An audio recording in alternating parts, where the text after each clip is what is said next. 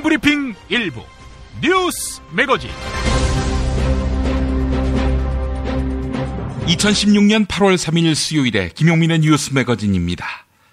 2013년 5월 한겨레가 입수해서 공개했던 서울시장의 좌편향 시정운영 실태 및 대응 방향이라는 제목의 문건, 일명 박원순 제압 문건으로 알려졌지요. 이게 국가정보원에서 작성한 게 사실이라고 시사주간지 시사인이 보도했습니다. 사실 2013년 이 문건이 소개될 당시에도 국정원 문건이라는 의혹이 매우 짙었는데 검찰은 이 사건을 국정원과 관계없다면서 종결 처리해버렸습니다. 그런데 드디어 정치 공작의 꼬리가 밟힌 셈입니다. 그런데 국정원은 지금도 그 문건이 자기들과 무관하다고 주장합니다. 자, 그렇다면 박원순 제압 문건 누가 작성하고 누가 실행하라고 지시했을까? 관련자들에 대한 수사가 끝나기 전에는 알 수 없습니다. 다만 누리꾼에게 누구로 짐작하느냐 이렇게 물어보는 것도 의미가 있겠다고 판단했습니다. 그래서 김용민 트위터에 물어봤습니다. 결과를 보니 압도적입니다. 82%가 이명박 당시 대통령이 시켰을 것으로 보았습니다. 16%만 원세훈 당시 국가정보원장을 선택했습니다. 어젯밤 11시 반 현재 2311명이 참여한 설문조사 결과였습니다. 반드시 알아야 할 뉴스로 이어가 보겠습니다.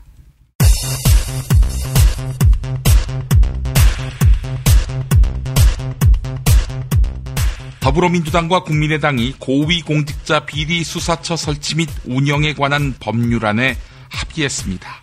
야권발 검찰과의 전쟁이 본격화하고 있는 것입니다. 합의한 내용 중에 주목되는 것은 공수처 수사 대상인데요. 판검사 국회의원을 포함한 고위공직자와 가족입니다. 전현직 대통령의 경우 사촌 이내의 친족인데요. 범위가 상당히 넓지요. 박근혜 대통령이 어제 국무회의에서 북한이 핵 능력을 고도화시키는 상황인데도 사드 배치를 둘러싼 갈등이 멈추지 않고 있어 가슴이 타들어가는 심정이라고 말했습니다. 하지만 시민들은 왜 한국에다가 반드시 사드를 배치해야 하는지 묻고 있는 상태입니다. 이에 대해서 엉뚱한 입장 표명을 한 것이죠. 그러면서 박근혜 대통령 조실부모 드립까지 했습니다. 들어보시죠. 저도 가슴 시릴 만큼 아프게 부모님을 잃었습니다. 이제 저에게 남은 유일한 소명은 대통령으로서 나아가 나라와 국민을 각종 위협으로부터 안전하게 지켜내는 것입니다. 검찰이 이명박 정부의 경제정책 밑그림을 그린 핵심 중의 핵심, 강만수 전 산업은행 지주 회장 겸 산업은행장을 정면으로 겨냥하고 있습니다. 검찰은 강만수 전 회장이 친인척 회사를 통해서 대우조선 해양 경영진에게서 금품을 제공받은 단서를 포착하고 뇌물 혐의를 적용해 수사하고 있는 것으로 알려졌습니다. 강만수 전 행장 압수수색도 당했지요. 그 직후 기자들과 만나서 이렇게 이야기했습니다. 예, 지금 특별히 할 이야기 없습니다. 이철성 경찰청장 후보자가 석사 학위 논문을 작성하면서 다른 논문을 인용 표시나 각주 없이 그대로 베꼈다는 의혹이 제기됐습니다. 한편 문제의 논문을 경찰 고위 간부들끼리 돌려가면서 베낀 정황도 드러났습니다. 음주운전 의혹에 대해서 논란이 커질 것 같습니다. 이 사람 검증을 누가 했느냐? 우병우 청와대 민정수석입니다.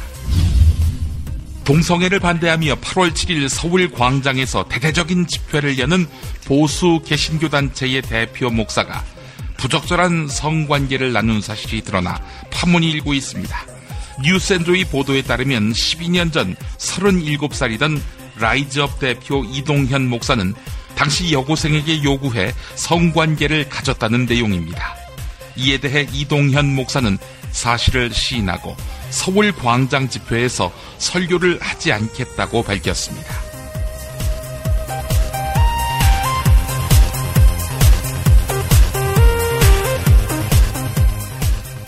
김용민의 뉴스 매거진과 함께하고 계십니다. 건강보험 얼마나 내십니까? 월 건강보험료가 5만 원 이하인 가구를 저소득 가구로 분류하고 있지요.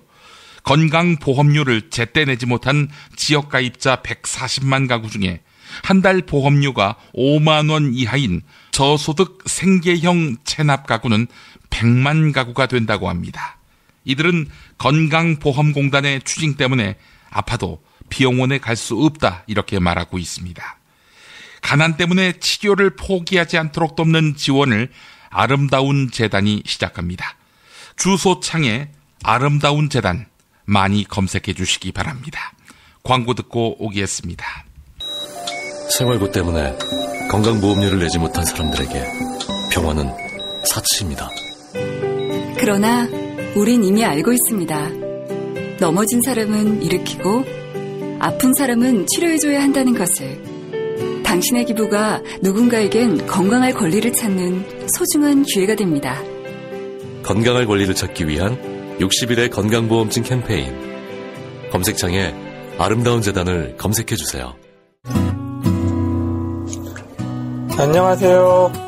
조광래 중고차 오늘의 한마디. 자동차를 타면서 돈을 아끼지 말아야 할 부품은 타이어와 와이퍼입니다.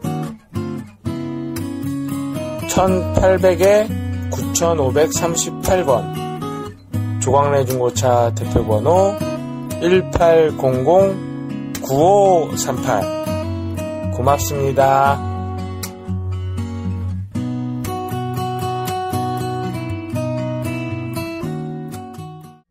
충남 금산의 넓은 인삼밭. 정성농장을 일군 농부아버지 이정열 씨. 자연은 노력한 만큼 내어준다. 그 자연의 마음을 알기에 정성농장을 더불어 일구는 아들 이성규 씨도 아버지에게 배운 것처럼 정직하고 또 성실하게. 정성농장 홍삼은 인삼 재배부터 가공 판매까지 모두 책임지고 있습니다. 그래서 대한민국 1등 품질을 자부합니다. 검색창에 정성농장 홍삼을 검색해주세요. 정성농장 홍삼. 전화문의는 010-9754-6972. 조선의 딸로서 잘하는 죄밖에 없는데. 남북 통일 만세! 새날이 올 때까지 불리한 진술을 거부할 수 있습니다. 김무성 나와! 이나 민주주의 나라 이 새끼야!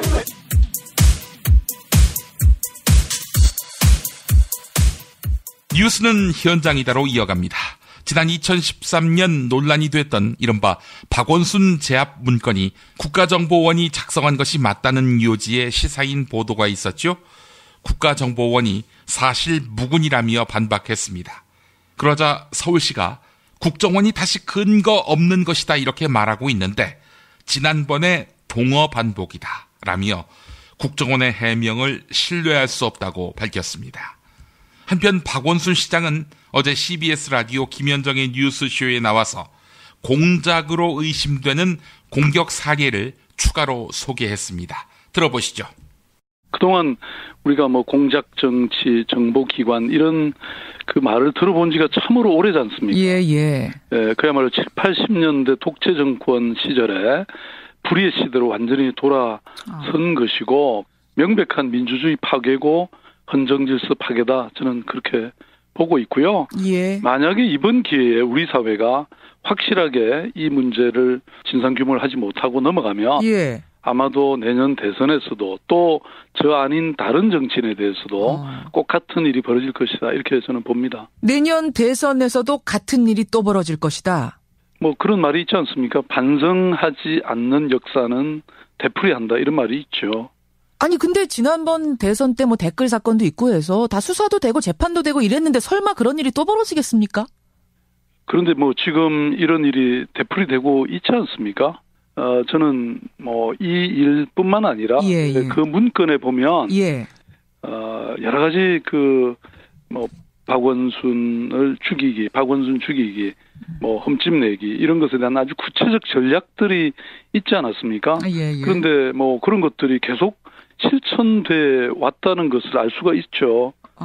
왜냐하면 뭐 이른바 어버이연합이라는 곳이 저를 상대로 19번이나 집회를 한다든지 또 사실 뭐 방송의 경우에도 이 박원순에 대해서 흠집을 내는 기사를 자꾸 내보내라. 그런데 저는 양심상 하기 어렵다. 이렇게 저한테 와서 고백한 방송사 이 기자도 있었습니다. 그런 기자가 있었어요? 예. 그리고 실제로 그동안 제가 출연하기로 돼 있다가 취소가 된다든지 녹화된 방송조차도 불방되는 뭐 그런 사례도 있었죠. 알겠습니다. 청문회를 실시해서 진상규명을 해야 대선 전에 이루어져야 한다. 지금 이런 말씀. 근데 이 증언은 이제 원세훈 국정원장 시절에 대한 증언이에요. 그 후로도 지금 이제 원세훈 국정원장 아니지 않습니까? 박근혜 정부고. 그 후로도 뭔가를 느끼세요? 그럼요. 어버이연합의 시위는 사실 뭐 그 이후에도 계속됐고요. 일부 방송사들의 그러한 행태는 사실 뭐 그 이후에 또 벌어진 겁니다. 그게 지금도요? 뭐 저는 그렇다고 생각합니다. 지금도 느끼세요? 그런 것들을? 그렇죠. 제가 하여튼 뭐 이렇게 방송을 잘 분석을 해보시면 아마 이 서울시나 저를 흠집내는 그런 기사들은 많고 사실 뭐 제가 이렇게 출연하거나 이런 사례는 과거에 비하면 없죠. 잘 없죠. 방송사가 자의적으로 판단해서 그랬을 수도 있지 않습니까? 국정원에서 지시가 내렸다기보다는. 네. 근데 그 국정원 문건에 보면 뭐 이런저런 얘기들이 다 나오죠. 박원순 죽이기에 이런 여러 가지 전략들이 있고 그게 저는 지금도 적용되고 있다 이렇게 생각하고 있습니다. 더불어민주당이 정부의 세제 개편안과 별개로 세법 개정안을 마련해서 발표했습니다. 과거의 소극적인 자세에서 벗어나 책임감을 갖고 조세 체계 전반에 대해서 독자적인 안을 내놓은 것입니다. 더불어민주당의 안은 큰 틀에서 볼 때 과거에 이루어진 부자 감세를 철회해서 세금 수입을 확충하는 데 초점을 맞추고 있습니다. 재정 건전성이 더 나빠지지 않게 하려면 세금 수입을 확충할 수 있는 세제 개편을 더는 늦출 수 없다는 점에서 공감을 얻고 있습니다. 하지만 부자 증세를 기필코 막으려 하는 새누리당의 반대를 과연 넘을 수 있을지 의구심이 듭니다. TBS 라디오 색다른 시선 김종배입니다에 출연한 새누리 이종구, 더민주 최운열 의원의 토론, CBS 라디오 시사자키 정관용입니다에 출연한 더민주 박광온 의원 인터뷰 차례로 들어보시겠습니다. 기본적으로 고소득자들이 세금을 많이 내야 된다는 것에 동감을 하지 않습니까? 모든 국민들이. 근데 그러면 현재 수준이 어떠냐 하는 겁니다. 그래서 지금 1914년부터 38%의 세율이 적용되는 구간이 최고거든요. 최고 구간을 당초에는 3억 원 이상 여기에 해당됐댔는데 그걸 1억 5천으로 내렸어요. 그러니까 1억 5천이 넘는 사람들이 지금 최고 세율에 다 해당되는 거예요. 지금도. 그러니까 지금 수준이 그러면 적정하냐. 또 고소득자들이 그걸 더 내야 되느냐.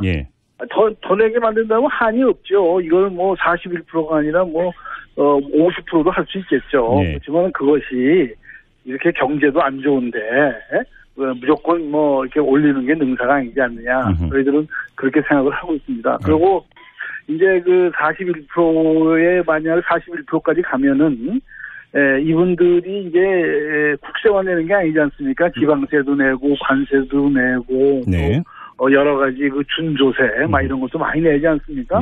그런 것을 합하면은 이제 50%가 넘어가요. 근데 이 독일의 헌법재판소의 판례에 의하면은 국민들이 버는 돈의 50% 이상을 권력기관들이 가져가는 거, 이거는 맞지가 않는다. 그거는 기본적으로 정의에 어긋난다. 이런 판례가 있습니다. 알겠습니다. 그래서 지금 너무 높아요.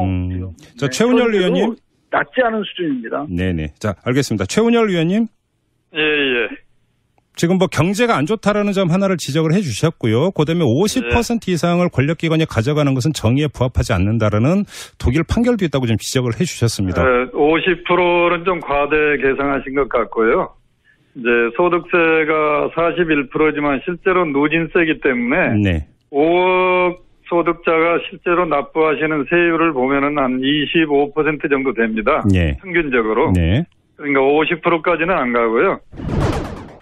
알겠습니다. 이종구 의원님이 재반론 하실 수 있습니다. 세금이라는 거는 결국은 전가가 되는 거거든요. 개인이건 법인이건 간에. 그렇기 때문에 그러한 것이 결국은 궁극적으로는 근로자나 이런 분들의 그 부담으로 귀착이 되는 게 일반적인 현실이거든요. 그래서 경제가 어렵기 때문에 세금을 자꾸 올리려고 그러지 말고 지금 소위 고소득자에 대한 그 철저하게 탈세를 방지하는 거 이러한 것이 더 중요하다. 이렇게 생각을 합니다. 알겠습니다. 반대하는 쪽에서는 역시 이거 인상하면 투자 심리가 위축된다 늘 하는 얘기인데 여기에 대한 입장을 좀 설명해 주시죠. 사실 그 얘기부터 짤막하게 말씀드리면 법인세율 내리고 그럼 투자가 증대했는지 제가 그분들에게 거꾸로 묻고 싶고요. 법인세율이 높고 낮으면 투자와 저는 무관하다고 생각합니다. 기업은 이윤이 발생하는 곳이면 어디든 갑니다. 전쟁처라도 찾아가는 것이지 법인세가 높고 낮아서 투자를 하고 안 하고 한다는 얘기는 정말 교과서에 제가 보기에 교과서 같은 얘기인데 별로 실효성이 없는 얘기가 아닌가. 이제는 국민들도 그 얘기를 듣고 별로 놀라지 않을 거라고 생각하고요. 현재 이제 22%로 돼 있는 이 법인세율을 과표 500억 이상 기업에 한해서 25%로 좀 정상화하자 하는 그런 이제 얘기인데 이렇게 할 경우 연간 한 세수가 4조 원 정도 늘 것으로 저희들은 예상을 하고 있습니다. 또 하나는 우리가 사실 다른 나라에 비해서 법인세 실효세율이 낮습니다. 명목세율은 높을지 몰라도 이러저러한 이유로 세금을 다 감면해주고 나면은 실효세율이 굉장히 낮다는 사실도 알아주셨으면 좋겠습니다. 참으로 뻔뻔스러운 새누리당입니다. 선체 조사를 국회 차원에서 실시하자 이렇게 주장했기 때문입니다. 야당이 주장하는 세월호 특별조사위원회의 연장은 묵살하고 새 기구를 만들자는 것입니다. 그러면서 새 기구는 여야 동수로 구성돼야 한다 이렇게 주장했습니다. 소수였지만 세월호 특조위에서 그렇게 깽판치던 가해자 집단이 이제는 동수로 구성된 새 기구를 만들자고 주장하니 얼마나 기막힙니까? 새누리당 정진석 원내대표, 김도읍 원내수석 부대표의 발언 차례로 들어보시겠습니다. 야당의 발목 잡기 병이 도진 것 같습니다. 두 야당이 세월호 특조위 연장과 누리과정 문제를 선결 조건으로 제시하면서 추경의 발목을 잡고 있습니다. 추경 발목 잡기로 민생과 경제가 더 어려워지면 그 책임은 모두 두 야당이 져야 할 것입니다. 세월호 특조위 활동기간 연장 절대 수용할 수 없습니다. 세월호 특조위는 별다른 성과 없이 막대한 예산만 낭비했습니다. 법정 시한은 이미 종료됐습니다. 올해 연말까지 예정된 보고서 작성, 특조위 기구 해소 기간 중에는 조사 활동을 보장하겠다는 것이 정부 측 입장입니다. 두 야당은 별다른 논리적 근거도 없이 무작정 활동 기간을 늘려달라고 합니다. 이러한 무리한 요구를 법제화해 줄 수 없다는 점을 분명히 말씀드리겠습니다. 그런데 아시다시피 세월호 특조위 조사활동 기간은 6월 30일로 종료가 되었습니다. 정치적으로 법률을 해석해서 활동 기간을 고무줄처럼 연장하거나 줄일 수는 없습니다. 법치주의 국가에서는 있을 수 없는 일입니다. 저희들은 만약 세월호가 인양된다면 여야 전문가 그리고 유족 대표 같이 참여하는 선체조사를 방안을 제시를 하였습니다. 절대 세월호 침몰 원인에 대해서 규명하는 의지가 새누리당에 없다라는 그런 주장은 저희들이 받아들일 수 없습니다. 분명히 대안을 제시하고 있습니다. 야당은 20대 국회를 개원하면서 공히 민생을 챙기는 일하는 국회를 공언하였습니다. 민생을 챙기기 위해서 추경을 하자고 제안한 것도 야당입니다. 인식을 같이 하고 있었습니다. 그런데 법률상 기간이 종료된 세월호 특조위 활동기간 연장을 걸고 민생을 위한 추경에 대해서 발목 잡기를 하는 것은 민생을 챙기는 일하는 국회를 공언한 것이 허언인지 아니면 그 사이에 잊어버린 것인지 그저 답답할 노릇입니다. 김대중 전 대통령의 차남이지요. 김홍걸 더불어민주당 전 국민통합위원장이 사드 배치에 관한 개인적인 견해를 묻는 질문에 나는 분명히 반대한다. 이렇게 밝혔습니다. 김홍걸 전 위원장은 지금 국민 여론도 점점 반대 방향으로 바뀌어 가고 있고 또 과거처럼 집권 세력과 보수 언론에서 이것을 색깔론으로 몰아갈 수 있는 상황이 아니기 때문에 충분히 우리가 국민들을 설득할 수 있다. 이렇게 밝혔습니다. 더불어민주당의 전략적 모호성에 대해 반대 입장을 분명히 한 것입니다. 어제 평화방송 라디오 열린세상 오늘 윤재선입니다 인터뷰에서 밝힌 말 들어보시겠습니다. 좀 당이 안정됐다. 네. 편안하게 끌고 가고 있다. 이런 평이 있습니다마는 네. 아무래도 대여 투쟁이란 면에 있어서는 좀 부족했다 하는 여론이 좀 많은 것 같고요. 네. 또 이 협치라는 그 덫에서 좀 묶여 있지 않은가. 네. 청와대에서는 협치를 할 생각이 없는데 네. 우리가 이 협친이 화합의 정치니 이런 얘기에 이 덫에 걸려가지고 네. 좀 강한 투쟁을 하지 못하고 있다. 네. 이런 좀 여론이 많은 것 같습니다. 그리고 예. 우리가 그러니까 조심하면 이대로 분위기를 유지하면 정권 교체를 할 수 있다. 이렇게 생각하시는 분들도 있는 것 같은데 네. 사실은 지난 총선 때의 그 성적은 반사 이익 때문에 얻어진 것이니까 예. 우리가 부자 몸조심한다 이런 소리를 할 수 있는 상황은 아니라고 생각합니다. 예. 지금 사드 등 남북 관계라든지 개혁 대상이 되고 있는 검찰 문제에 대해서도 그동안 좀 명쾌한 입장을 보이지 못했다. 이런 지적에 좀 공감을 하고 계시는 것 같은데요. 그렇습니까? 예. 그렇죠.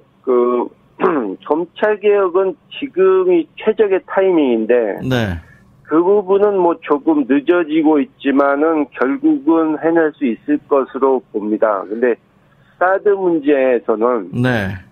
우리가 분명한 당론을 내놓지 못하고 있는 것은 지금 무슨 전략적 모호성이라는 기조를 유지하고 있는데요. 예.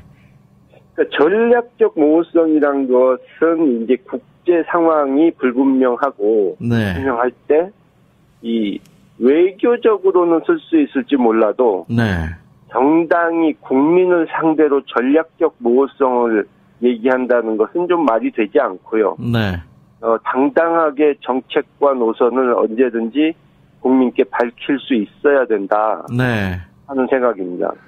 당론으로 정해서 공표할 수 있어야 된다 이런 말씀이시고요. 그렇죠. 그러면 국민의당이나 정의당 등 다른 야당에서 이 말만 요소 야대이지 정작 중요할 때는 야당 공조나 연대가 이루어지지 않고 있다 이런 비판에도 충분히 공감을 하고 계시네요. 그러니까. 예, 그 부분이 좀 아쉬운 점이죠. 그러면 우리 김 전 위원장께서는 개인적으로 사드 배치 어떻게 해야 된다고 보시는 겁니까? 저는 분명히 반대고요. 예. 예, 또 지금 국민 여론도 점점 그 방향으로 바뀌어 가고 있고. 네. 또 과거처럼 이 집권 세력과 보수 언론에서 이것을 색깔론으로 그렇게 막 몰아갈 수 있는 상황이 아니기 때문에 네. 충분히 우리가 국민들을 설득할 수 있다고 생각합니다. 혹시 이 김종인 대표의 어떤 생각을 제가 직접 개인적으로 들어보진 못했으나 내년 대선을 염두에 두고 중도 보수층을 끌어들이기 위한 어떤 확장성을 염두에 둔 그런 전략 아닌가 이렇게도 보여지는데 과연 그런 효과가 있을 거라고 보십니까? 김 전 위원장께서는 좀 효과가 없을 거다 이렇게 보시는 것 같기도 하고요.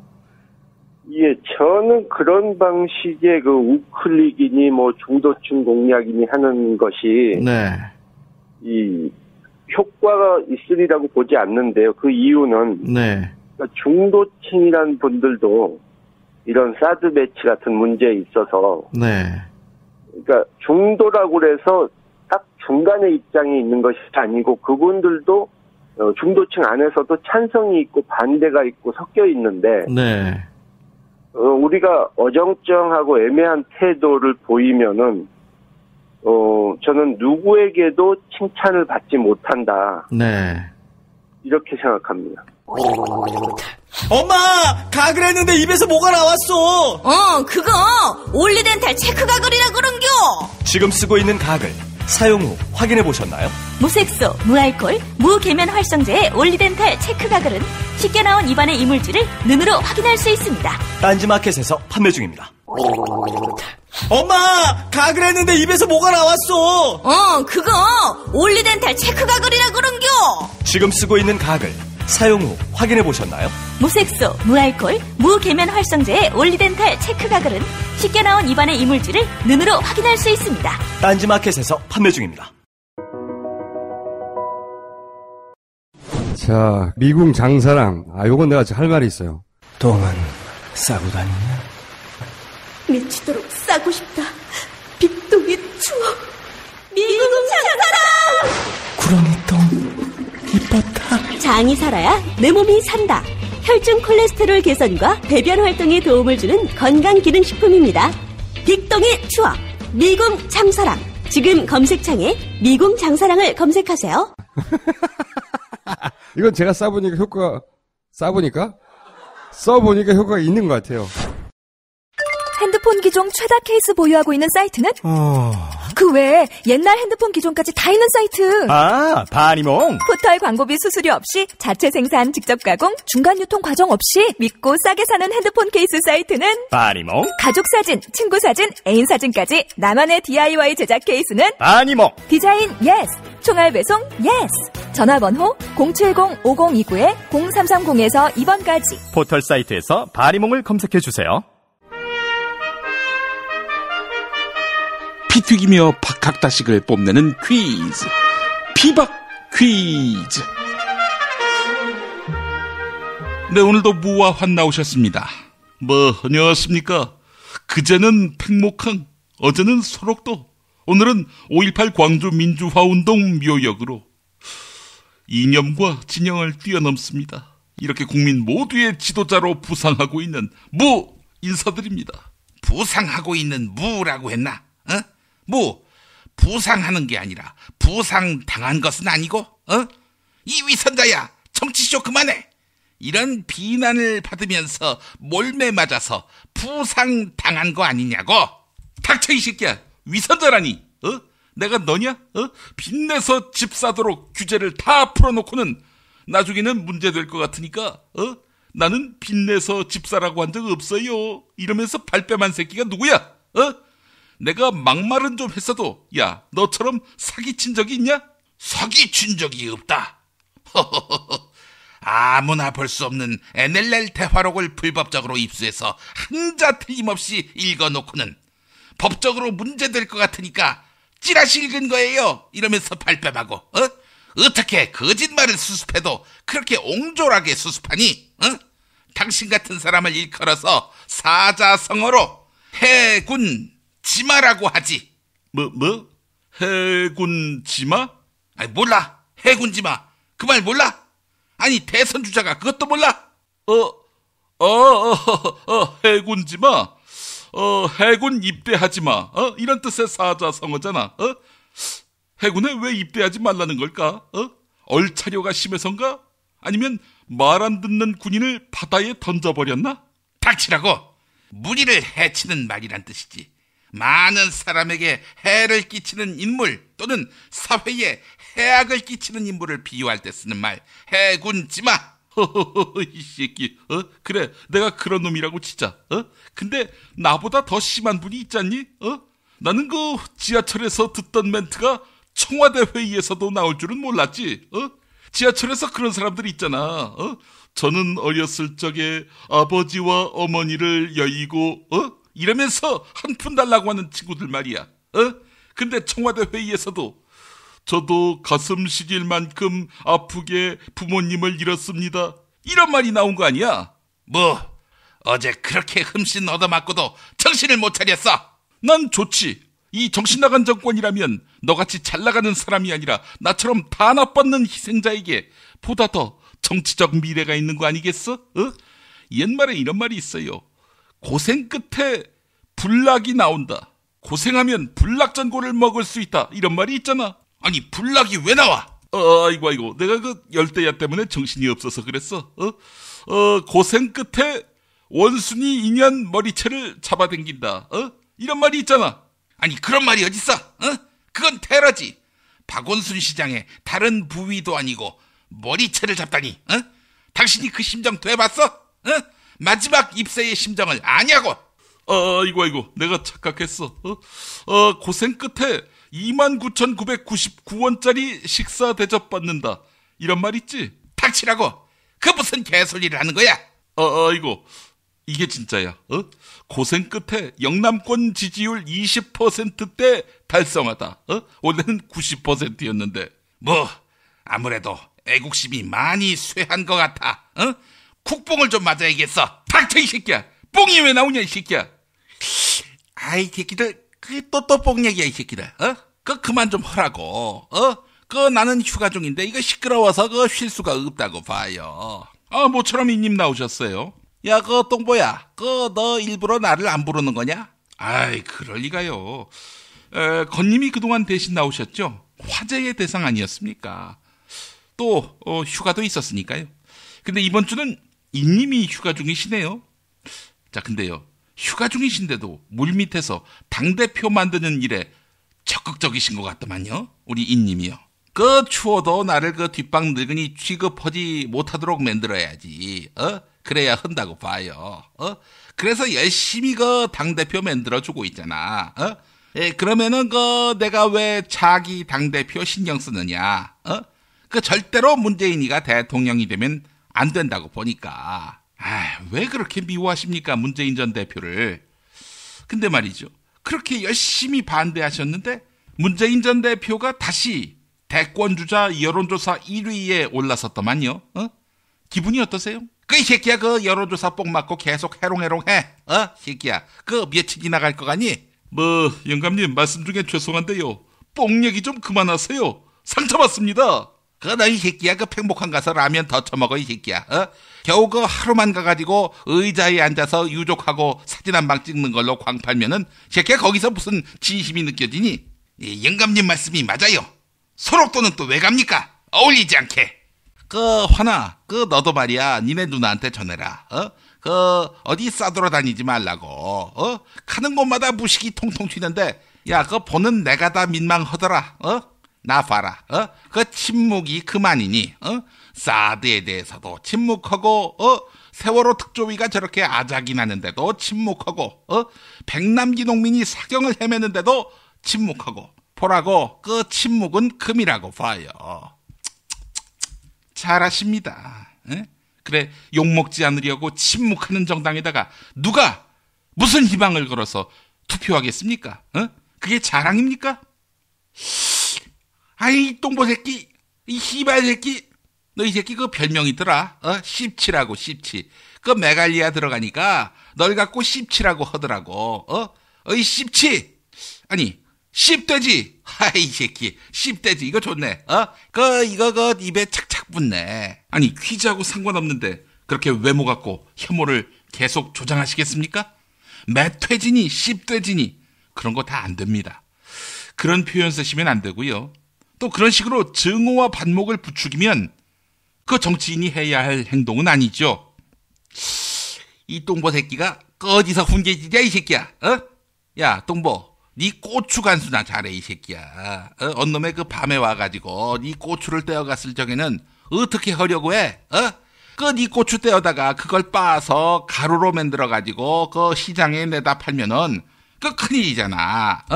그 시장에 누군가 와가지고 아이고 이렇게 고추로 만든 가루 이거 정말 귀하네요. 이러면서 사가면 어떡하냐고. 그만하세요 이젠 좀. 이 새끼 할 말이 없으니까. 자, 오늘 퀴즈 문제 내도록 할게요. 곧 있으면은 올림픽인데 브라질 리우데 자네이루에는 명물이 있죠. 명소. 바로 구세주 예수 그리스도상. 39.6m에 무게는 700톤인 이 구세주 예수 그리스도상. 이거는 무슨 재질로 만들었을까요? 이게 오늘의 문제라고 봐요. 예, 정답. 네, 빨랐습니다. 정답이 뭐죠? 이 돌덩어리. 틀렸습니다. 저렇게 큰 돌덩어리를 어떻게 구해가지고 산 꼭대기에 세우겠습니까? 게다가 1930년대에 만들었는데요. 이 무식한 새끼. 돌대가리가 생각하는 게 돌덩어리밖에 없지. 사회자, 바로 정답 가자. 정답은 고추로 만든 귀한 예수님 동상. 고추가 왜 나옵니까 거기서? 에이 진짜. 자, 오늘도 정답은 애청자 여러분의 몫입니다.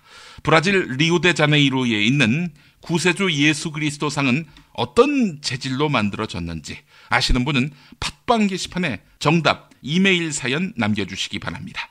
김글리 씨가 쓴, 그리고 메디치가 만든 완벽이란 놈의 발목 잡혀 한 걸음도 못 나갈 때. 완벽이란 놈의 발목 잡혀 한 걸음도 못 나갈 때. 네, 김글리 씨가 쓴 책입니다. 김귀자 씨죠, 본명이. 이 책 선물로 보내드리겠습니다. 책의 한 부분 소개해드릴까요? 우주에 공짜는 없다라는 말이 있다. 무슨 일이든 대가를 치러야 한다는 뜻이다. 하지만 이를 뒤집으면 내가 대가를 치르기만 하면 무엇이든 내 것이 된다는 말이기도 하다.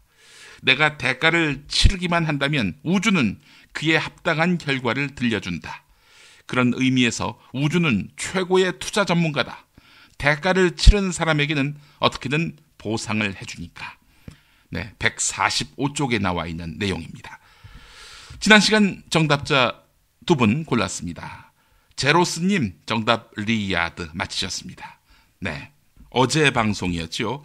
이완배 기자가 독산 사동을 언급했는데 독산 사동에 대한 언급이 나와서 반가워 글을 올려봅니다. 2살에 서울로 이사와서 정착한 곳이 당시 영등포구였다가 구로구로 분구돼서 지금은 금천구가 돼 있는 지역입니다. 그중 대부분을 독산 사동에서 지냈습니다. 초등학교 취학 전부터 고등학교 졸업 때까지 지냈던 곳이었거든요. 몇 달 전에 구직란에서 독산 사동 동장 초빙 소식에 신기해했던 기억이 있습니다. 그리고 세계에서 학생 수가 가장 많은 것으로 기네스북에 올랐다던 독산 초등학교였습니다. 기네스북에 오를 당시에는 장동건 선배가 다니고 있었지요. 제가 입학할 당시도 한 학년에 23반까지 있었고요. 구로공단을 연상하다가 언젠가부터 땅값이 서울에서 가장 싸다고 언급되던 동네가 긍정적으로 소개되다니 정말 반가워서 답변글을 올려봅니다. 감사합니다. 라고 해주셨습니다. 제로스님, 아주 좋은 동네에서 사셨네요. 예. 다음 정답자입니다. 남북경제협력님. 네, 정답 리야드 맞히셨어요. 리야드에서 근무했던 기억이 새록새록 납니다. 온도가 여름이면 40도가 넘었는데 우리나라 지금보다는 덜 더웠던 기억도 납니다. 습도가 없다 보니까 햇볕만 피하면 그리 덥지 않던 기억이 납니다. 벌써 30년이 다 된 오래전 이야기가 됐네요. 곧 말복이 지나면 더위도 가시듯 이제 사드, 세월호 문제도 올바른 방향을 찾아가리라 생각해 봅니다. 네, 저도 그렇게 생각하고 싶네요. 예, 피바 퀴즈 마치겠습니다.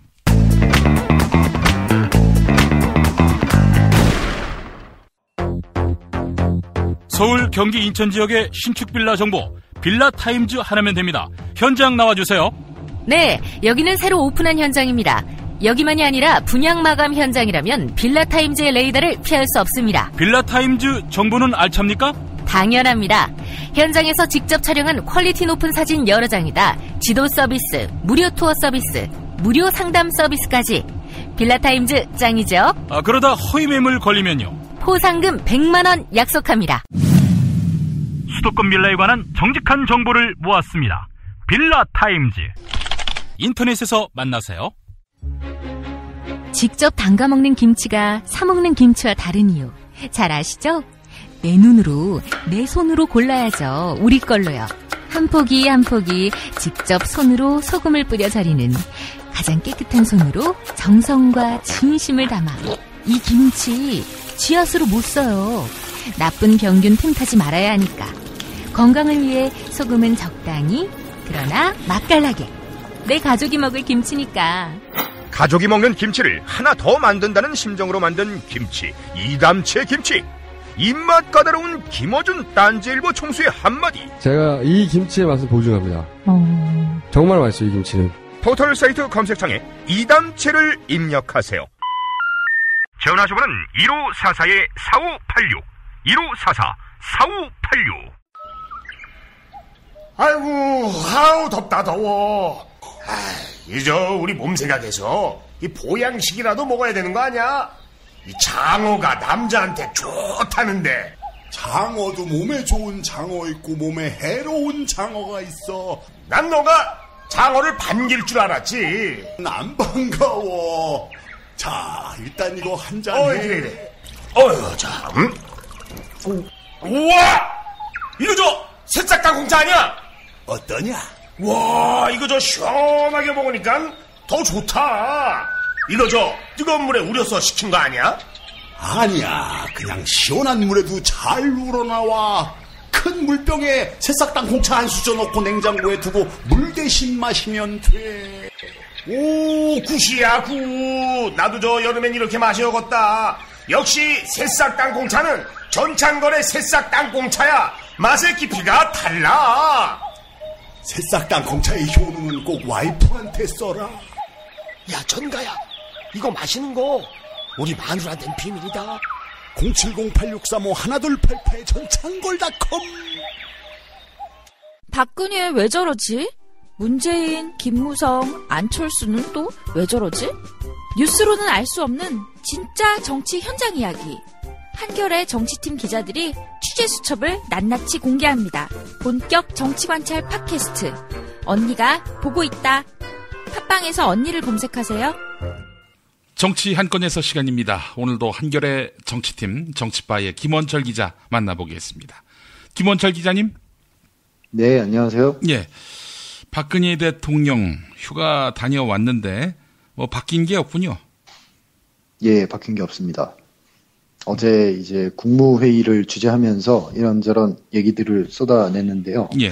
크게 그 사드 배치 관련해서 많은 시간을 할애했습니다. 국가와 국민의 안위가 달린 문제로 도저히 바뀔 수 없는 문제다. 이렇게 얘기를 했고, 사드 배치를 둘러싼 갈등이 멈추지 않고 있어서 속이 타들어가는 심정이다. 이런 표현도 썼습니다. 예. 또 북한의 핵과 미사일 위협이 현실화되면 대한민국 어느 지역도 안전을 보장받기 어려워지는데 사드 같은 기초적인 방어 체계조차 마련하지 못하면 어떻게 안위를 지켜낼 수 있겠나, 이런 얘기를 하면서 저도 가슴 시릴 만큼 아프게 부모님을 잃었다. 네. 저에게 남은 유일한 소명은 국민을 각종 위협으로부터 지켜내는 것이다. 이런 얘기까지 했습니다. 아니, 뜬금없이 아버지 어머니 돌아가신 거, 그거는 왜 거론한 겁니까? 모르겠습니다. 감성에 좀 호소를 한 것 같은데요. 그러니까 저는 이미 잃을 만큼 다 잃었고, 이제 저에게 남은 것은 국민을 지키는 것밖에 없다. 그러니까 나의 진심을 믿어달라. 이런 맥락에서 얘기를 한 것 같습니다. 그 성주 주민들 관련해서도 한 얘기를 했는데, 민심을 청취하고 문제를 적극적으로 해결해 나가기 위해서 지역 대표인 국회의원들 그리고 단체장들을 만나겠다, 이렇게 얘기했는데 현지 방문은 안 할 것으로 보이고요. 예. 이미 황교안 총리가 대신 가서 여러 가지 장면을 연출하지 않았습니까? 이 국회의원들하고 단체장, 그러니까 뭐 성주가 지역구인 이완영 의원, 그리고 성주군수, 뭐 이런 분들하고 만난다는 거 아닙니까? 그렇죠. 이 사람들이 박근혜 대통령하고 눈을 마주칠 수라도 있는 사람들입니까? 전혀 그러지 않을 것 같고요. 예. 이분들을 만난다고 해서 전혀 민심이 다독여지거나 그럴 것 같지 않은데, 지금 성주 군민들의 그 분노의 요지는 단 한 번의 공청회나 어떤 의견 수렴도 없이 이런 식으로 일방적으로 발표한 것이 너무나 우리를 무시하는 처사고, 그런 부분이 굉장히 분노스럽다, 이런 거잖아요. 예. 전혀 지금 그 분노의 핵심을 파악하지 못하고 있는 게 아닌가, 이런 생각이 드네요. 유신식으로 지금 국가를 운영하고 있잖아요. 뭐 법도 그렇죠. 원칙도 없이 그냥 지 하고 싶은 대로 다 하는, 이게 바로 유신식의 통치 아닙니까? 그렇습니다. 우병우 민정수석 관련해서도 지금 뭐 여당 내부에서도 사퇴론이 거세고, 지금 여론조사상으로 당대표 가장 1순위로 앞서고 있는 이정현 의원도 사실상 사퇴 쪽에 방점을 찍는 얘기를 하고 있는데도 불구하고, 어제 국무회의에서도 우병우 수석 관련해서는 뭐 이런 것이 언급하지 않았어요. 그래서 무언으로서 신임을 재확인한 게 아니냐, 이렇게 해석이 되고요. 이상돈 국민의당 의원이 어제 아침에 라디오에 나와서 이제 이런 얘기를 했는데, 박근혜 대통령은 그렇게 여론을 듣고 하는 분이 아니기 때문에 아마 뭐 우병우 수석 관련해서도 그렇게 쉽게 결정하지 않을 것이다, 이렇게 예상했는데 그 예상대로 움직이고 있고요. 한편으로는 8월 9일에 새누리당 전당대회가 있는데, 이때 새로운 지도부가 구성이 되면 이 새 지도부가 우병우 수석의 사퇴 필요성을 대통령에게 건의하고, 대통령이 받아들이는 형식으로 우병우 수석이 물러날 수 있지 않겠냐, 이렇게 이제 예견하는 참모도 있는데요. 지금 뭐 대한민국이라는 나라가 우병우라는 사람 하나가 뭐 들고 날고 하는 거 가지고 지금 뭐 그렇게 크게 관심 쓸 사항은 아닌 것 같고요. 지금 문제의 핵심은 이제 이렇게 국정 후반기 동력이 지금 거의 상실됐기 때문에 어떤 국민과 소통하면서 이렇게 좀 힘을 내서 다시 한번 일신에서 남은 임기 동안 좀 잘해라, 이런 국민들의 바람이 있는 것인데, 우병우 수석이라는 이런 잔가지 하나를 쳐내지 못하고 온갖 지금 타이밍과 시기를 다 실기하면서 지금 여기까지 온 거 아니겠습니까? 그래서 무더위에 지친 국민들을 굉장히 지금 짜증나게 하고 있는 그런 상황인 것으로 보입니다. 아이고 참. 휴가 때 뭐 하셨는지, 이 고춧가루의 존재를 확인하는 그런 거 말고는 뭐 국민의 마음을 읽는다든지 그런 행보를 보인 것 같지는 않고 말이죠.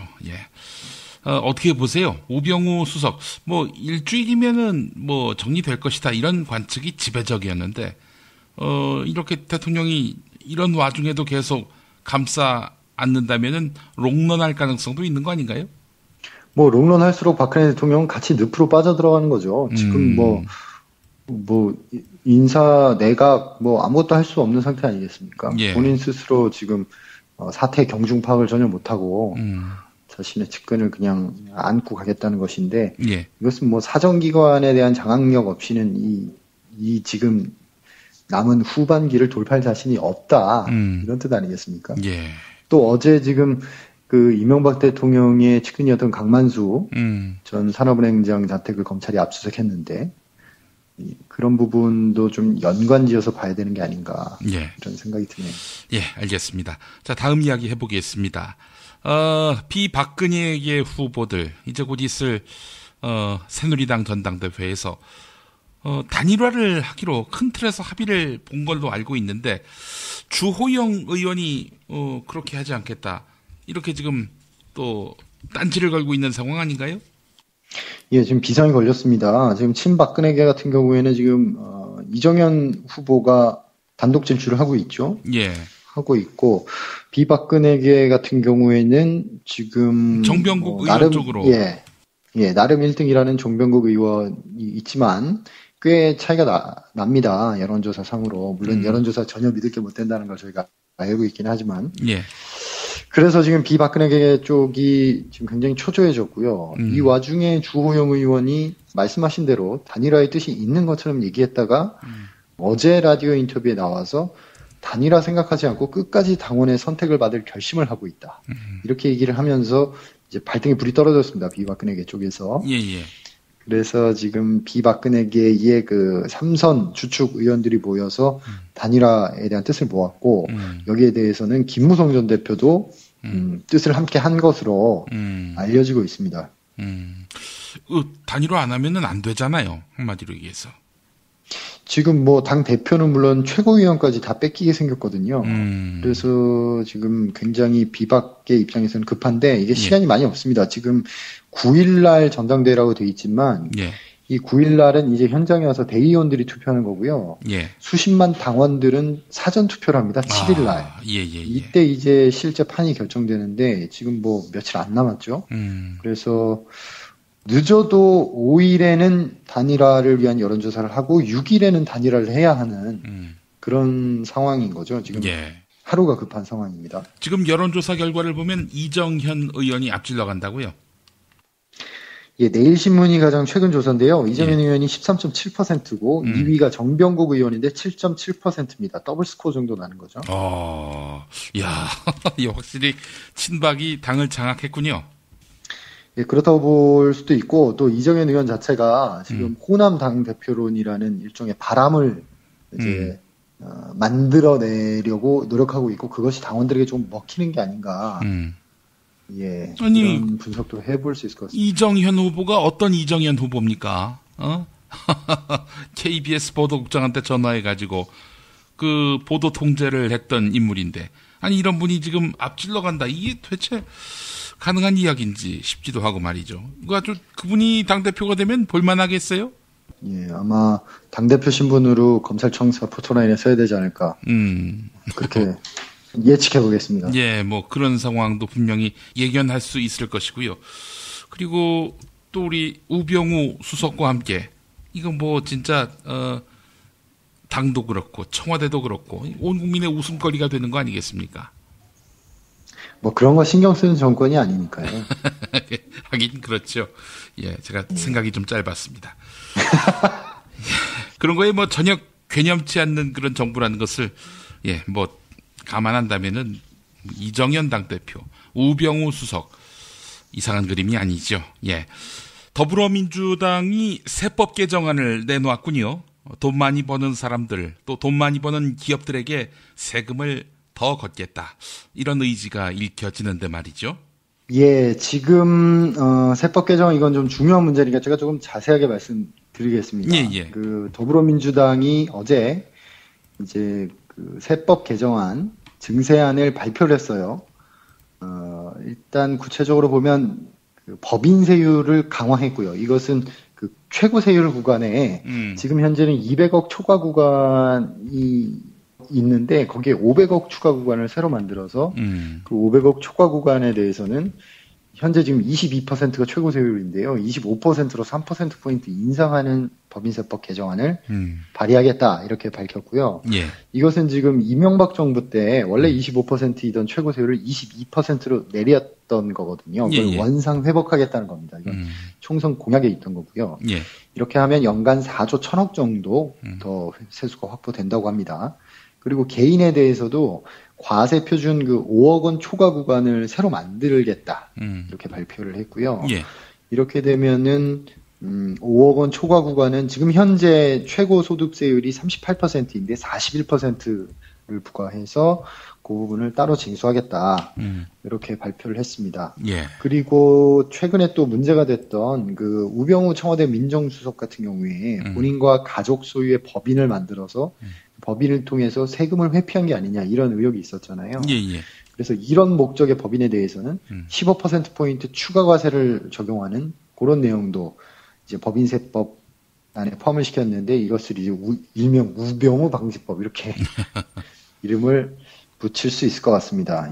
그 정도 얘기를 했는데 지금 이 세법이라는 게 사실 약간 어려운 얘기라서 일반 국민들이 크게 관심을 안 가질지도 모르지만 사실 굉장히 중요한 이슈잖아요. 그래서 지금 더불어민주당 입장에서는 증세 이슈를 선점을 해서 게다가 예산결산특별위원장을 더불어민주당 김현미 의원이 맡고 있지 않습니까? 예, 예. 그래서 이 판국의 세법 개정안을 주도하면서 뭔가 이 경제 민주화 기조를 올해 하반기부터 이제 주도해 나가보자, 뭐 이런 포석이 깔려 있지 않나. 이렇게 짐작해 볼 수 있을 것 같습니다. 예. 그렇다면은, 이 법인세를 증세하겠다 이런 얘기 아니겠어요? 네, 법인세도 그렇고, 개인 소득세도 그렇고요. 부자 증세인 셈인데, 이거 그렇죠. 새누리당이 동의해 주겠습니까? 그럴 가능성은 없고요. 지금 현재 새누리당 김광림 의원이 정책위 의장인데, 예. 지난달 28일에 정부가 세법 개정안을 발표했어요. 그때 나온 그 개정안이 여당과 협의를 거친 안이기 때문에 그게 여당의 입장이라고 보면 되고요. 예. 거기에 보면은 이제 이런 인상하는 방향으로는 내용이 담겨 있지 않고요. 공식적으로 새누리당은 법인세율 인상, 소득세율 세 구간 신설 모두 반대한다. 이런 입장을 밝히고 있습니다. 이것은 지금 당장 여야가 합의해서 뭐 한다 이렇다기보다 앞으로 다가올 이제 대선 전국에서 어떤 주도권을 잡기 위한 그 증세 방안을 발표했다 이렇게 보는 것이 적절할 것 같습니다. 예. 여당이 동의하지 않는 그런 법안 내놔봐야 이게 통과가 되진 않을 텐데 결국 통과되기를 바라고 이렇게 낸다기보다는 어떤 정치적 의제를 선점하기 위한 목적이다라고 봐야 되겠군요. 그렇죠. 어제 또 국회에서 국민의당과 더불어민주당이 그 고위 공직자 비리 수사처, 이른바 공수처 예. 관련 법안을 이번 주 내로 공동 발의하겠다. 이러면서 예. 이제 박범계 의원 그리고 국민의당 이용주 의원이 함께 기자회견을 했거든요. 예. 그런 것들도 마찬가지로 여당의 협조가 없으면은 지금 국회 선진화법 안에서는 쉽지 않잖아요. 예. 하지만 이제 야당 입장에서는 그런 식으로 의제를 선점해 나가는 그런 효과를 노리고 그런 활동들을 하는 것 같습니다. 예, 알겠습니다. 오늘 말씀 잘 들었습니다. 한겨레 정치팀 김원철 기자 수고하셨습니다. 네, 고맙습니다. 예. 아유, 저 사고 큰데 사람이 많이 다쳤겠어요. 저 차량은 뭐가 그리 급하다고 과속 운전에 끼어들기까지 하나? 아니, 근데 운전자 보험은 가입했을까? 운전자 보험이요? 저런 인사사고 때에는 상대방한테 형사 합의금을 지불해주는 운전자 보험 말이에요. 변호사 비용도 주고 벌금도 보장해주는 운전자 보험. 자동차 보험에서 보장해주지 않는 대인 합의금을 보장해주는 보험 말이에요? 그거 굉장히 비싸지 않나요? 아니에요. 난 7,000원 운전자 보험 카페에서 가입했는걸요. 뭐라고요? 7,000원 운전자 보험 카페? 홈쇼핑에서도 월 2만 원에서 3만 원이던데. 버스도 승합차도 트럭도 자가용이라면 7,000원 운전자 보험 카페. 우와, 대박. 비싼 보험료 때문에 힘드시죠? 풀보장 운전자 보험을 저렴하게 만나는 가장 좋은 방법. 다음 네이버 카페에서 7,000원 운전자 보험을 검색해보세요. 전화문의는 02-849-9730. 10년차 베테랑 손해보험 전문 설계사가 평일은 물론 주말 공휴일에도 상담해드립니다. 다시 한번 전화문의는 02-849-9730. 7,000원 운전자 보험, 택시, 버스, 트럭 등 영업용 차량 운전자 보험도 상담해드립니다. 어머님, 아버님, 오래오래 건강하세요. 개업 축하합니다. 온세다 잠드소서. 결혼을 축하합니다. 형부, 우리 언니 반품은 안 됩니다. 차장 승진하신 주과장님, 주차장 되신 거 축하해요. 우리 같이 산 게 벌써 7년이나 됐네. 썩 짜릿했던 시간이었어. 선생님, 저도 사람이 되는군요. 선생님 덕분입니다. 하늘나라 가셨을 거예요. 곧 다시 만날 거고요. 태어나서 처음으로 여자에게 보내는 꽃이야. 너랑 닮은 꽃. 생일 축하해. 사랑과 축하. 위로가 있는 곳에 좋은 사람과 플라워. 1566-0263 1566-0263입니다. 당신이 알아야 할, 또 우리 공동체가 알아야 할 뉴스, 김용민이 챙겨드립니다. 지금은 제1부 뉴스 매거진과 함께하고 계십니다. 경제의 속살을 들여다보겠습니다. 오늘도 민중의 소리 이완배 기자 만나봅니다. 이완배 기자님. 네, 안녕하십니까. 예. 자, 김영란법. 김영란 전 국민권익위원장은 자기 이름이 거의 분단위로 거론되고 있는 이 현실을 어떻게 받아들일지 궁금한데요. 예, 뭐 어쨌든 뭐 나쁜 의미로 거론되는 건 아니니까. 예. 그렇긴 한데 그제지요. 매일경제신문 일면 머릿 기사. 김영란법이 한국 언론인을 모독했다. 이런 취지의 기사. 예.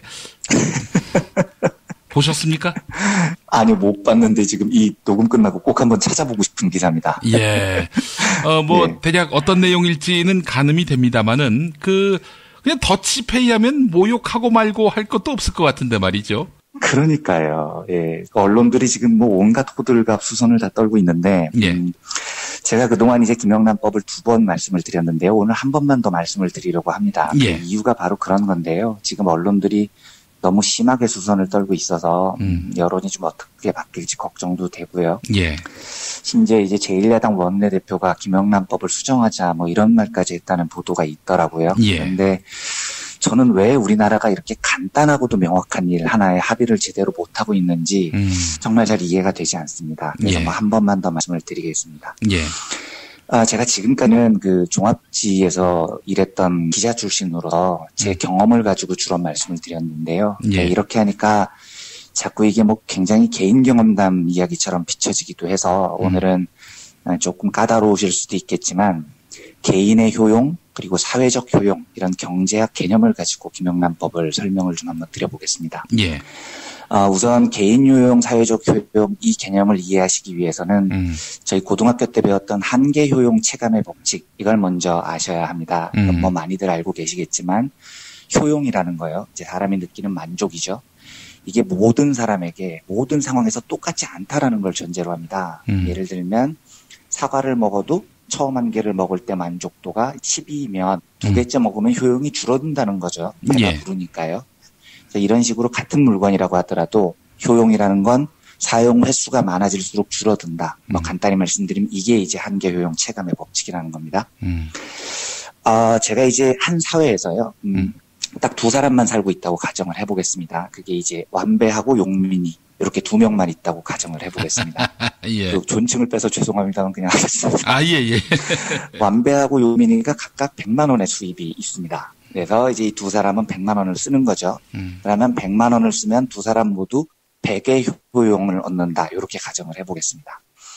이러면 이제 개인의 효용은 완배하고 용민이 다 100이고 사회적 총 효용은 2사람 개인 효용을 합한 100씩 합한 200이 되는 겁니다. 굉장히 간단한 산수죠. 예. 그런데 이제 이 완배하고 용민이 둘이 사는 사회에 김프로가 어느 날 들어온 거예요. 예. 김프로님 죄송합니다. 네. 그 예를 든 거니까 너무 기분 나쁘지 마십시오. 김프로는 직업이 없다고 가정을 하겠습니다. 그래서 김프로는 수입이 0원인 겁니다. 예. 이렇게 3명이 사는 사회에서요. 이제 완배는 욕심이 많아지고 그냥 100만 원을 그대로 쭉 다 씁니다. 그래서 여전히 개인 효용이 100인 거죠. 그런데 이제 용민이는 착해서 이 100만 원 중에 90만 원만 쓰고 10만 원을 수입이 없는 김프로한테 준 거예요. 그러면 이제 용민이가 소비로서 얻는 효용은 100에서 90으로 줄어듭니다. 자, 여기서 이제 문제가 김프로입니다. 김프로는 공짜로 10만 원을 얻었습니다. 그러면 김프로가 얻는 효용은 10일까요? 이게 문제인 겁니다. 예. 만약에 김프로가 10의 효용을 얻는다면 사회적 총 효용은 100, 100일 때랑 190, 10일 때랑 똑같이 200입니다. 그렇죠? 그런데 그렇지 않다는 게 경제학의 설명인 거예요. 왜냐하면 김프로가 받은 10만 원은 효용을 10만큼만 증진시키지 않습니다. 훨씬 더 많이 증진시켜요. 20이나 30쯤으로요. 이건 생각해보면 당연히 이해가 되실 겁니다. 왜냐하면 김프로는 저 10만 원이 없으면 굶어 죽는 상태인 겁니다. 그런데 저 10만 원이 생겨서 굶어 죽는 걸 면합니다. 이게 얼마나 큰 효용이겠습니까? 근데 반대로 용민이는 저 10만 원이 없다고 해도 굶어 죽지 않는 거예요. 이거는 평소에 먹던 소고기 한 번 덜 먹으면 되는 겁니다. 그래서 용민이가 줄어든 효용이 10이라면 김프로가 얻는 효용은 20이나 30쯤 된다고 보는 겁니다. 이래놓고 다시 개인 효용을 다 더해보면 용민이가 김프로에게 10만 원을 기부했을 때 완배는 그대로 100, 용민이는 90인데 김프로는 20 이렇게 되는 겁니다. 예. 그래서 사회적 총효용이 210으로 늘어나는 거죠. 어떤 경제적 생산의 증가가 없이 단지 분배 구조만 바꾸는 방법으로 사회적 총효용을 늘릴 수 있다는 게 경제학의 가르침이에요. 자, 그러면 김영란법으로 다시 돌아오겠습니다. 김영란법에 반대하는 사람들이 하는 이야기가 이겁니다. 내수가 위축된다는 거예요. 예. 경기가 나빠질 것이라는 이야기입니다. 이게 얼마나 헛소리냐면요. 저희가 어제 그 조간 브리핑에서도 그 컬럼에서 나왔던데, 지난해 국세청이 조사한 것에 따르면 한국 기업들이 1년 동안 접대비로 그은 카드 값이 10조 원이라는 겁니다. 무려 10조 원입니다. 이게 인간들 사이에서 기름칠 하는데 들어간 돈이 10조 원이에요. 자, 그러면 그 10조 원이 사회적 총효용을 높이느냐? 천만의 말씀이죠. 결국 저 기름칠을 한다는 건 무슨 얘기냐면요. 내가 만든 제품의 품질이 좀 후진데 그래도 선택받게 하기 위해서 기름칠을 하는 겁니다. 그렇지 않으면 기름칠을 할 이유가 없죠. 예를 들면 기자들이 주말에 자기 돈 한 푼도 안 내고 골프를 쳤습니다. 이거는 기업이 자기들이 나쁜 짓을 해도 유리한 기사를 언론에 보내달라는 신호인 겁니다. 이래서 못된 기업들이 사회에서 권력을 점차 확대해가죠. 이거야말로 사회적 비효율이거든요. 결국 사회적 비효율을 만들어내기 위해서 저 10조 원이라는 돈이 또 쓰이는 겁니다. 사회적 비효율에 10조 원이라는 돈까지 추가가 되는 거예요. 이건 이중적인 사회적 손실입니다. 아주 냉정하게 이야기를 해보겠습니다. 저 10조 원이요. 부정부패겠습니까? 아니겠습니까? 부정부패입니다. 그렇죠. 아무리 돌려치고 빗겨치고 어떻게 이야기를 해도 저 10조 원은 부정부패에 사용된 돈이에요. 그런데 김영란법을 비판하는 사람들은 저 10조 원이 돌지 않으면 경제가 제대로 안 돌아갈 거라고 주장합니다. 자, 그러면 저 주장을 하는 사람들은 이런 논리가 있는 겁니다. 기업들은 김영란법이 시행되면 작년까지 썼었던 저 10조 원을 안 쓰고 기업에 재워놓을 것이다. 이런 전제가 있는 거죠. 그러니까 돈이 안 돌 것이고 경제의 내수에 해가 될 것이다라고 주장을 하는 겁니다. 이 문제를 해결하는 사회적 해결책은 너무 간단합니다. 저 10조 원 걷어서 다른 유용한 곳에 쓰면 되는 겁니다. 법인세를 인상하건 기업들한테 기부활동을 장려하는 세제 혜택을 주건 저 부정부패에 든 10조 원을 걷어서 사회에 필요한 곳에 쓰이도록 하면 간단히 해결이 되는 문제예요. 왜냐하면 지금까지 저 10조 원은 돈 많은 사람들, 권력자들한테 사용이 됐습니다. 기자들 골프 치는데 주말에 수십만 원이 쓰였습니다. 그래서 기자들이 50만 원쯤 골프 접대를 받아서 느끼는 효용이 50이었다고 가정을 한번 해보겠습니다. 예, 그래서 김영란법이 시행되면 골프 접대가 줄어서 뭐 골프 경기가 침체될 거라는 게 반대론자들의 주장이죠. 예. 그러면 저 50만 원을 정부가 과세해서 기초생활수급자한테 50만 원을 쥐어줘 본다고 가정을 해보십시오. 당장 생기에 허덕이는 기초생활수급자가 저 50만 원을 받으면 효용이 얼마가 늘어나겠습니까? 기자들이 늘어났던 효용 50만큼만 늘어날까요? 아닙니다. 100, 200으로 효용이 늘어날 겁니다. 여기에 사회가 투명해져서 생기는 사회적 효용까지 더해집니다. 김영란법이 시행되면 경제가 망가지는 게 아니고요. 사회적 총효용이 엄청나게 늘어난다는 이야기를 제가 지금 드리고 싶은 겁니다. 물론 제가 이렇게 이야기를 하는 데는 전제가 하나 있습니다. 지금까지 기자들, 고위 공무원들한테 기름칠하느라 들어간 저 10조 원의 돈을 제대로 된 데 써야 된다는 겁니다. 그래서 이게 법인세 인상, 복지 강화하고 연계가 돼야 됩니다. 예. 이게 제 여담이지만요. 제가 10조 원 이야기를 듣고 저는 이런 생각을 했습니다. 제가 우리나라에서 이제 제일 존경하는 경제학자가 정태인 칼폴라니 연구소장님이라고 여러 번 말씀드렸는데요. 예. 정태인 소장님한테 매년 10조 원의 예산을 배정해 준다고 생각을 해보십시오. 그리고 정태인 소장님한테 그 10조 원을 가지고 매년 한국 사회를 바꿔보라고 명령을 한다고 생각을 해보십시오. 제가 장담합니다. 한국의 역사가 바뀔 겁니다. 대한민국이 3년 안에 해일조선을 탈출할 수 있습니다. 예. 엄청난 돈이에요. 이 10조 원이라는 돈. 그런데 이 소중하게 써야 할 사회적 총효용을 훨씬 더 높일 수 있는데 사용돼야 할 10조 원이 지금 한국 사회에서는 비효율적이고 사회적 총효용을 오히려 감소시키는, 그러니까 속칭 기름칠하는 데 지금 쓰이고 있는 겁니다. 예. 이걸 왜 용인해 줘야 된단 말입니까? 저희 방송 들으시는 분들 아마 대부분 김영란법에 찬성하실 겁니다. 그리고 그 찬성하시는 생각이 옳습니다. 부정부패에 사용되는 10조 원이라는 돈을 없애고요. 그 돈이 제대로 된 복지를 위해서 사용할 방법을 고민을 해봐야 됩니다. 지금 제가 참 말씀드리기 그렇습니다만 지금 제1야당이요. 한정식집, 룸사롱, 골프장 걱정해주고 앉아있을 때가 아닙니다.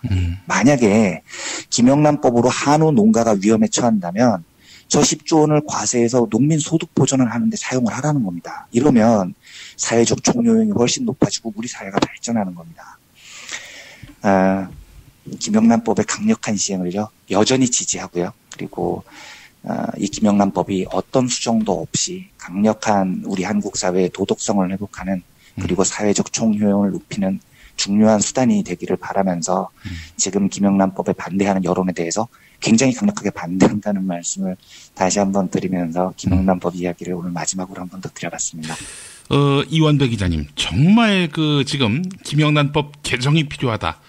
아직 시행도 안 됐는데 개정이 필요하다라고 생각하는 저널리스트는 접대받고 싶어서 내 돈으로 밥 먹기 싫어서 단순히 그런 이유로 그렇게 반대하는 겁니까? 제 의견입니다만 저는 그렇게 생각합니다. 그런데 대부분의 사람들이 자기 이해관계가 걸린 문제가 있을 때 착각이 점점 더 심해지면서 이게 정말로 한국 경제가 나빠질 것이다라는 대의 명분을 들여놓으면 그 얘기를 하다 보면 나중에 실제로 믿게 되는 경우도 생기는 것 같기는 해요. 그런데 자꾸 하다 보면 믿는 거죠. 자기가 한국 경제를 위해서 그 주장을 한다고요. 그런데 본질은 저는 김용민 PD님께서 말씀하셨던 그 접대를 잃는 것이 싫기 때문에가 본질이라고 생각합니다. 제 의견일 뿐입니다. 그게 맞다면은 방법은 하나네요. 옥상에 올라가서 바 따로 좀 맞아야 정신을 차릴 그런 정신 상태가 아닐까라는 생각이 드는데요. 방송 끝나면 그 의견에 동의한다는 말씀을 드리겠습니다. 예, 알겠습니다.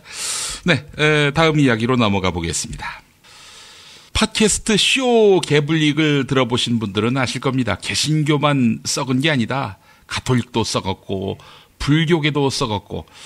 그런데 이제 불교계를 주로 비판하는 제가불교 연대의 우희종 상임대표. 이분은 지금 서울대 교수신데 우희종 교수 말씀은 규모나 양태로 봤을 때 이 불교계를 따라올 수가 없다. 다른 종교들은 이렇게 이야기를 할 정도인데, 자, 현각 스님을 통해서 이게 공명이 된 것 같습니다만은 현각 스님이 이 파란 눈의 스님으로 또 우리에게 널리 알려진 분인데, 이분이 한국 종교, 특히 조계종단을 강력하게 비판했단 말이죠. 예, 이 부분을 어떻게 봐야 될지 이완배 기자님 한번 의견 말씀해 주시죠. 지금 말씀해 주셨듯이 이제 현각 스님은 하버드 대학교를 나온 미국인 출신이시죠. 그리고 지금은 지워졌다고 하는데 이제 페이스북에 글을 남기신 게 며칠 동안 되게 뜨거운 화제가 된 모양이에요. 그 내용이 한국 불교는 외국인 스님을 장식품 취급하고 돈을 밝히는 기복 종교로 돌아갔다, 이렇게 비판을 하셨다고 해요. 그리고 페북에서는 이제 한국 불교를 떠나겠다 이렇게 말씀하셨는데 나중에 해명하신 걸 보니까 그게 커뮤니케이션 미스였고 한국 불교를 떠나는 것은 아니다, 뭐 이렇게 말씀을 해명을 하셨다고 합니다.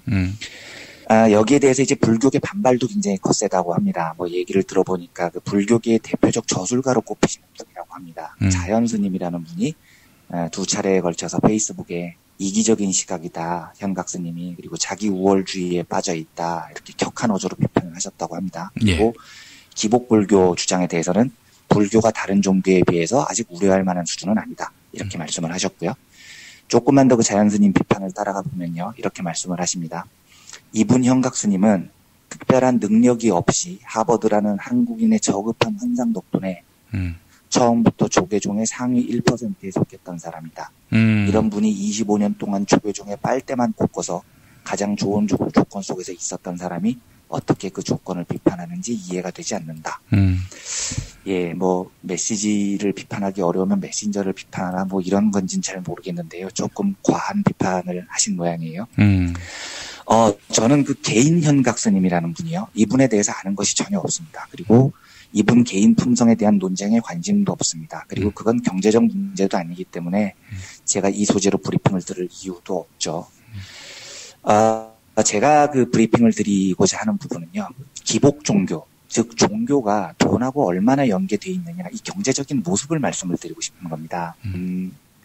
사실 종교는요, 이제 저보다 그 문화학 박사이신 김용민 PD님께서 훨씬 더 잘 아시겠지만요, 그 역사적으로 보면 경제 문제에서 종교가 자유로웠던 적이 없어요. 그래서 경제 역사를 공부할 때 종교는 반드시 그 경제 시스템의 일부로 포함이 돼서 연구가 됩니다. 그러니까 뭐 예를 들면 이런 겁니다. 그 이슬람이 장악을 하고 있는 것으로 생각이 되는 게 이제 북부 아프리카 지역이지 않습니까? 그런데 실제로 역사를 보면 이 북부 아프리카에는 이슬람교보다 기독교가 훨씬 더 먼저 전파됐었어요. 그래서 이집트에는 이제 곱트 기독교라는 게 있고요. 에티오피아의 정교회 이런 것들은 이미 4세기부터 자리를 잡았고요. 예. 또 그 놀라운 사실이지만 몇 세기 동안 아프리카에서는 그 로마 가톨릭 교황도 배출을 합니다. 3명이나 그 아프리카 출신 교황들이 있어요.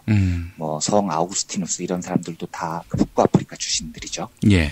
이 기독교보다 600년이나 뒤처졌다고 하더라고요, 이슬람교가요. 그런데 이 600년이나 뒤처진 이슬람교가 어떻게 아프리카를 급속도로 장악했느냐. 북부 아프리카는 뭐 물론이고 아프리카 대륙 지금 절반의 정서를 이슬람교가 지배를 하고 있다고 하거든요. 근데 그 이유를 대충 한 5가지 정도로 분석을 하던데, 근데 그 중에 이제 제가 한 가지 확실하게 이해가 되는 건 경제적인 이유인 겁니다. 예. 이게 특히 제일 중요한 이유가 이거다라고 분석들을 많이 하던데요. 이게 뭐냐면 헌금 시스템입니다. 헌금. 예, 헌금 시스템입니다. 그러니까 기독교는 헌금 구조가 11조지 않습니까? 예. 그래서 수입의 10분의 1을 바치는 구조인 거죠. 근데 이슬람교 헌금 시스템은요, 이게 자카라고 합니다. 이게 1년 순수입의 2.5%만 바치게 돼 있어요. 그리고 이 자카가 이슬람 경제의 중요한 근간이 됩니다. 그리고 심지어 이슬람교에서는 돈뿐만 아니고 봉사활동을 하는 것도 이 자카에 포함을 시키는 겁니다. 그러니까 이게 비용 측면에서 분석을 해보면요, 민중들이 보기에 이슬람교는 기독교를 믿는 것에 비해서 돈이 4분의 1밖에 안 드는 거예요. 그러니까 인간이 사실은 이 물질적 욕망을 추구하는 동물이라는 걸 전제로 하면 얼마를 바쳐야 하느냐는 문제는 어느 종교가 더 좋냐 이런 문제를 떠나서 아프리카 사람들에게 굉장히 중요한 선택의 기준이 됐었던 거죠. 결국은 이제 종교가 돈 문제랑 절대로 떨어질 수가 없는 문제라는 말씀을 드리고 싶은 겁니다. 근데 여기서 중요한 종교의 특징이 하나 파생이 됩니다. 자, 성직자하고 교회에 돈을 바칩니다. 성직자하고 교회가 돈을 얻는 거죠. 그런데 이 인간의 물질적 욕망에 따르면 누군가가 돈을 내면 거기에 맞게 뭔가 구체적으로 돌아오는 게 있어야 됩니다. 그런데 이 종교에서 보면 이게 구체적으로 잘 안 오는 거예요. 내 수입의 10분의 1을 냈는데 내가 얻는 게 마음의 평안? 이 정도를 내 수입의 10분의 1의 가치로 볼 수 있나? 이 세금 징수 시스템과 돌아오는 혜택이 일치가 안 되는 거죠. 그래서 등장을 하는 게 뭐냐면 기복이라는 겁니다. 종교가 네가 우리한테 돈을 바치면 우리가 너희에게 복을 보장해 줄게. 이런 리턴 시스템을 만들어 놓은 겁니다. 그래서 종교가 사람들에게 강요를 하는 겁니다. 기도하세요. 그런데 어떤 기도를 하게 하냐면 내 아들이 좋은 대학 가게 해달라고 기도하세요. 내 집이 좀 더 비싸게 팔리게 해달라고 기도하세요. 내가 월급을 좀 더 많이 받게 기도하세요. 그러면 내가 신한테 잘 사바사바 말씀드려서 그게 이루어지도록 주선을 해드릴게요. 이게 바로 지금 이 기복이라는 시스템이 종교에 침입을 하게 된 경로인 겁니다. 아까 자연 스님이 그러셨다는 거죠. 세계 어느 종교에서 기복 신앙이 없는 곳이 있느냐 이렇게 말씀을 하셨다고 해요. 그리고 이제 이어서 하신 말씀이 아까 말씀드렸던 불교가 다른 종교에 비해서 기복 신앙 면에서 우려할 만한 수준이 아니다 이렇게 말씀을 하셨다고 합니다. 저는요, 그게 지금 종교인이 해서는 될 말인지 도저히 이해가 되지 않습니다. 종교를요 상대평가로 찍는 건가요? 그러니까 이 종교가 나쁜데 나보다 더 나쁜 종교가 있어서 내가 조금 덜 나쁘면 내 종교는 괜찮은 겁니까? 그게 신의 가르침인가요? 저는 이 기복이라는 거예요. 사회의 협동 시스템을 무너뜨리는 굉장히 중요한 악덕이라고 생각을 합니다. 지금 우리가 이 기울어진 계급사회에서 살고 있는데 기복이라는 건 나만 잘 살게 해달라는 기원이잖아요. 내 재산의 일부를 바칠 테니 신이시여 나와 내 가족만을 돌봐주세요라는 극히 이기적인 기원이거든요. 이게 사회 변혁에 얼마나 큰 장애물이 되겠습니까? 이 기복이라는 게 연대와 변화를 꿈꾸는 사람들에게 얼마나 큰 장애물이 되겠습니까? 그런데 우리 종교가 지금 저걸 부추기고 있는 겁니다. 그리고 다른 종교보다 더한 건 아니야. 이걸 핑계로 대고 있는 거죠. 그 2014년에요. 그 김재환 감독님이라는 분이 찍은 다큐멘터리 코바디스라는 다큐멘터리 영화가 있습니다. 예. 근데 거기를 보면 이런 대사가 나옵니다. 그리스도의 몸된 교회는 그리스로 가서 철학이 되었고 로마로 가서 제도가 되었다. 유럽으로 옮겨가서 문화가 되었고 미국으로 가서 교회는 무려 기업이 되었다. 그리고 마침내 한국에 왔을 때 교회는 대기업이 되었다. 제가 이 김용민 PD님 앞에서 뭐 이렇게 이런 말씀을 드릴 수 있을지 모르겠지만 저도 한때 기독교인이어서요. 제가 알고 있는 예수님께서는요. 이렇게 가르치셨던 걸로 저는 기억을 해요. 내가 진실로 너희에게 이르노니 너희가 여기 내 형제 중에 지극히 작은 자 하나에게 한 것이 곧 내게 한 것이다. 저는 그 말씀이 참 좋았었거든요. 예. 자연 스님께서는 한국 불교의 기복이 정도가 심하지 않아서 괜찮다고 말씀하셨지만 제가 알고 있는 부처님께서는 이렇게 말씀하셨습니다. 누구든지 나에게 돈 갖다 놓고 명과 복을 빌려고 하지 말고 너희가 참으로 나를 믿고 따른다면 내 가르침을 실천하라. 이렇게 말씀을 하셨어요. 예. 저는 이게 종교의 진정한 가르침이라고 생각을 합니다. 이 방송을 들으시는 분들 중에 종교 가지신 분들은 많을 겁니다. 그런데 저는 부디 간청합니다. 신께 간곡히 기도해 주십시오. 나와 내 가족이 잘 살게 해달라는 기도가 아니고요. 이 사회가 함께 사는 민중들이 보다 나은 세상에서 함께 잘 살 수 있게 해달라고 기도를 해주셨으면 좋겠습니다. 저는 신께서 우리 민중들의 그 기도를 훨씬 더 기뻐하실 거라고 믿습니다. 신의 입장에서 한번 생각을 해보십시오. 내가 창조한 피조물들이 기도를 하는데 내 아들, 딸들이, 내 자녀들이 자녀들의 친구를 경쟁해서 제치고 더 좋은 대학 가게 해주세요라는 기도를 신께서 더 기뻐하시겠습니까? 아니면 내 자녀들이 자녀들의 친구와 함께 서로 사랑하며 연대해서 행복하게 살아가게 해주세요. 이 기도를 더 기뻐하시겠습니까? 저는 한국의 종교가 진정으로 기복, 돈, 물질 이런 경제적인 문제에서 벗어나서 이 사회의 많은 사람들의 행복, 안녕 이걸 기원해주는 종교 본연의 입장으로 돌아갔으면 좋겠습니다. 그런 면에서 저는 현각스님 개인은 잘 모르지만 그분이 한국 종교계, 불교계에 던진 화두, 기복과 돈, 물질에 현혹되는 종교에 대한 비판 여기에 대해서 저는 뜨거운 동의와 지지의 뜻을 표시하겠습니다. 예. 사실 예수께서도 실제로 믿음 좋고 돈 많은 청년이 찾아와서 어떻게 구원받을 수 있겠는가라고 물어보니까 예수가 이 부자 청년한테 너의 모든 것을 다 팔아서 가난한 사람에게 나누어주고 그 다음에 나를 따라오너라 이런 말을 했단 말이죠. 예. 여기서 뭐 다 드러나는 거 아닙니까? 그렇습니다. 네. 저는 그게 예수님의 사상일 거라고 굳게 확신합니다. 네. 다시 교회 나오시죠, 그러면. 저는 진짜로요. 그 일요일에 하시는 것도 꼬박꼬박 듣고요. 그 김용민 PD님께서 전복교회 만드시면 참호하시는 그 전복교회요. 예. 다녀보고 싶습니다. 알겠습니다. 그때 안 나오기만 해봐라 그냥.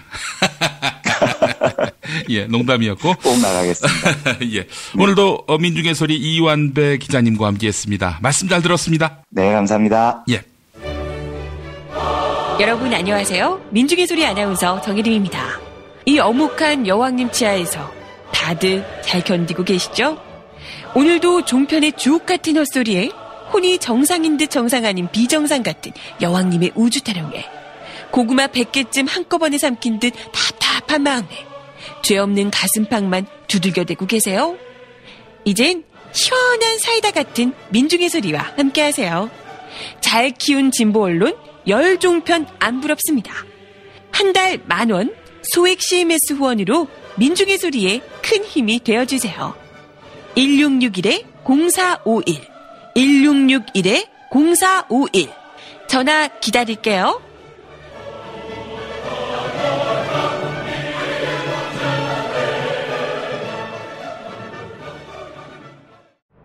지금처럼 사는 게 싫습니까?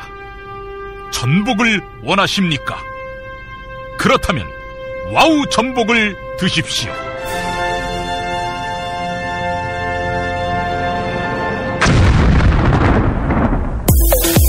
와우! 전복을 먹으면 입맛 잃고 무기력했던 삶이 전복되고 시름시름하던 몸 상태가 전복됩니다.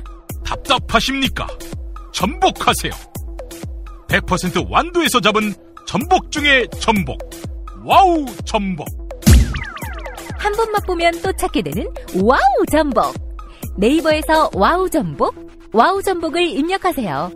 전화번호는 010-2443-0818. 6살 하늘이 밥을 잘 안 먹어요.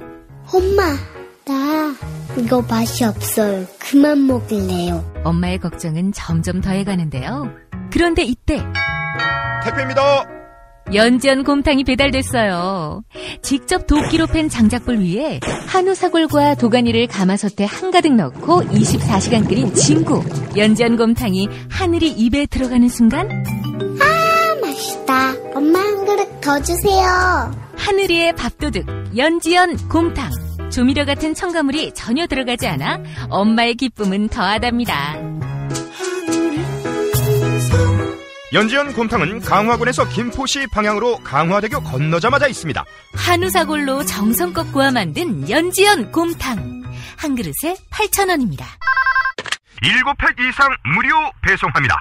주문 전화는 010-7252-1114 010-7252-1114. 제주에서 친구랑 재미있게 놀고 싶은데 문자당에 물어봐. 원룸 구할 때 주의할 점? 문자당에 물어봐. 수술 입원 후에 보험금 받았나 확인은? 문자당에 물어봐. 친환경 유기농 농산물 어디서? 문자당에 물어봐. 집수리 견적, 생활, 보험, 법률도 문자당에 물어봐. 혹시 내 반쪽도? 포털이나 카카오톡, 텔레그램, 페이스북 어디서든 문자당을 검색해보세요. 잠깐! 불법적인 일은 사양합니다. 대한민국 최초, 아니 은하계 최초의 잡놈 평전. 김어준 평전. 무식하지만 의리 만빵의 엄마. 노골적인 인종차별의 격분에 개싸움을 벌인 이탈리아 현지인. 한겨울 침낭 안에서 인류애적인 사랑을 나눈 유럽 여성. 그리고 전대미문의 사기꾼 MB까지. 김어준의 학교에는 참 많은 선생님이 있었죠. 자기가 언제 행복한지, 내 욕망이 뭔지, 내가 어떻게 생겨먹었는지 자기하고 대면을 해야 돼요. 내가 하고 싶은 걸 찾아야 됩니다. 누구의 눈치도 보지 말고 욕망의 주체가 돼서. 그리고 그 일을 그냥 해요. 은하계에 다시 없을 딱 한 사람 김어준. 김영민이 김어준을 9년간 관찰한 기록. 김어준 평전. 김어준 평전 인터하우스에서 나왔습니다.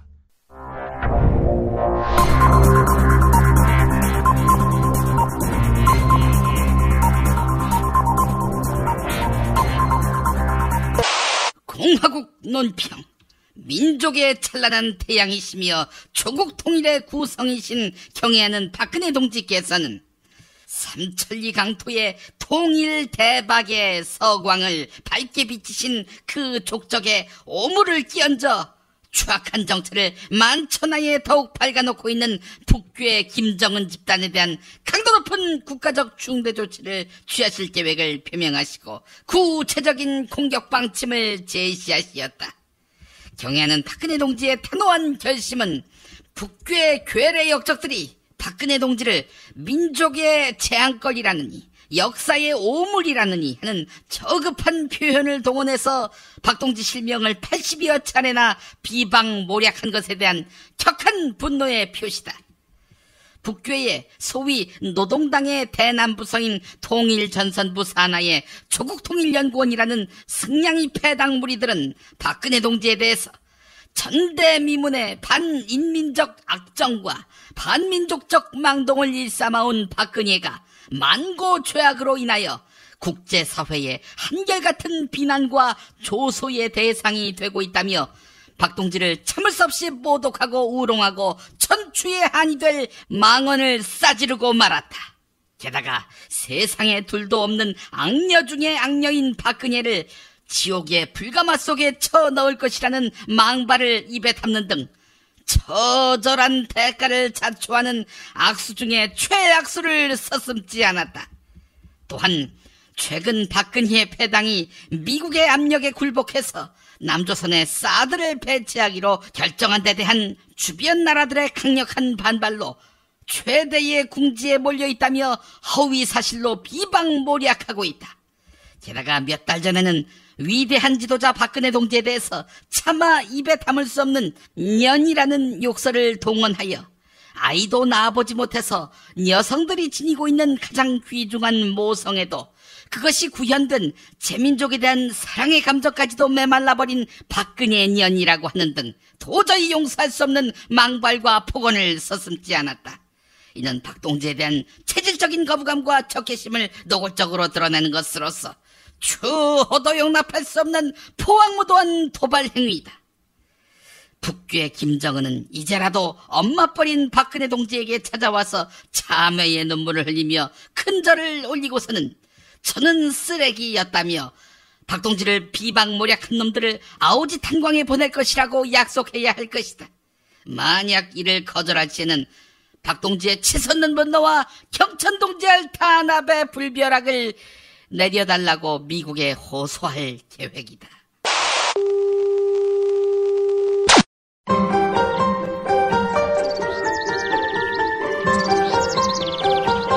오늘의 날씨. 오늘도 전국에 소나기 예보가 있습니다. 대체적으로 매우 강한 소나기가 될 것 같은데요. 천둥번개 돌풍도 예상된다고 합니다.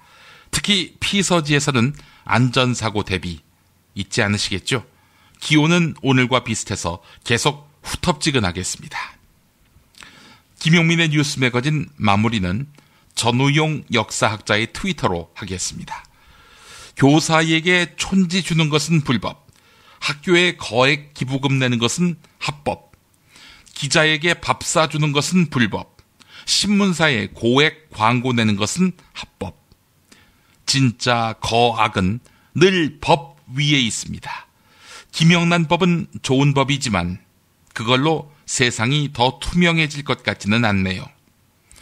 기자가 5만 원짜리 밥 얻어먹고 10만 원어치 선물 받는 데에는 분노하면서 대기업 회장님과 신문사 사장님이 각자 자기 돈 내면서 골프 치며 세상을 주무르는 데 대해서는 아무 말도 할 수 없는 현실. 생각해보니 답답합니다. 네, 큰 악은 늘 법 위에 있다는 말 되새겨봅니다. 마치겠습니다.